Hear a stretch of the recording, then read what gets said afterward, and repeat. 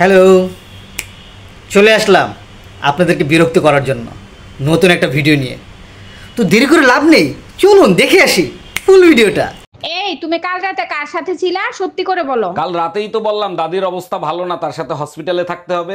তাইলে তো আজকে রাতেও দাদির সাথে হসপিটালে থাকবা তাই না? শরীরের অবস্থা যদি আগের মতো থাকে তাহলে আজকে রাতেও যেতে হবে। শরীরের অবস্থা আগের মতোই আছে, তোমার দাদি মেসেজ দিছে কখন আসবা জানু।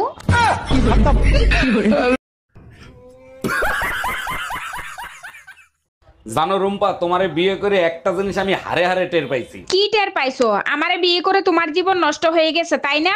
আরে না, হেলমেট আর ঘরের বউ দুইটাই মাথার বোঝা। ঠিক বলছো, তবে হেলমেট মাথায় না থাকলে যেমন গাড়ি চালাইতে পারবা না, তেমনি বউ মাথায় না থাকলে শান্তিতে সংসার করতে পারবা না।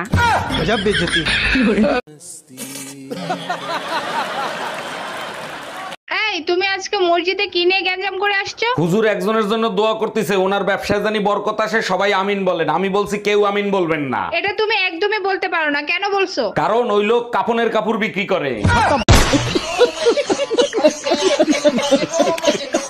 টাকা পয়সা সোনা দানা যা আছে বের কর, নইলে তোর বউরে মাইরিয়ে ফেলাবো। ভাই আমার কথা শোনেন। প্লিজ ভাই, আগে উনার কথাটা শোনেন, তারপরে আপনি যা খুশি তাই করেন। ভাই আপনি যা চান তাই দেবো, ওরে আপনি তাড়াতাড়ি ছেড়ে দেন। বউয়ের জন্য এত ভালোবাসা জীবনে কোনোদিন দেখি নাই। আরে কিসের ভালোবাসা, যে কোনো সময় বউ চলে আসতে পারে, ও তো পাশের বাড়ির ভাবি।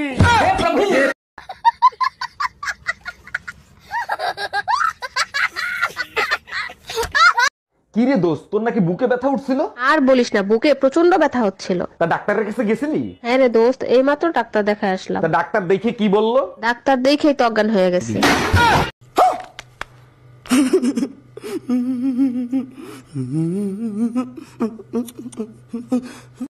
এ স্বামী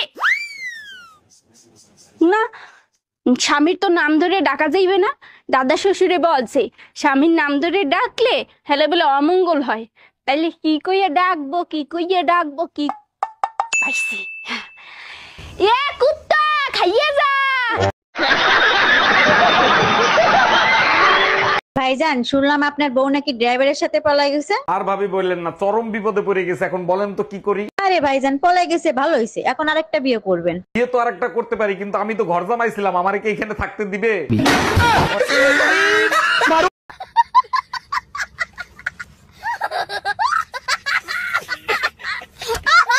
কি রে দোস্ত, তোর নাকি বুকে ব্যথা উঠছিল? আর বলিস না, বুকে প্রচন্ড ব্যথা হচ্ছিল। তা ডাক্তারের কাছে গেছিলি? হ্যাঁ রে দোস্ত, এইমাত্র ডাক্তার দেখায় আসলাম। তা ডাক্তার দেখে কি বললো? ডাক্তার দেখেই তো অজ্ঞান হয়ে গেছে।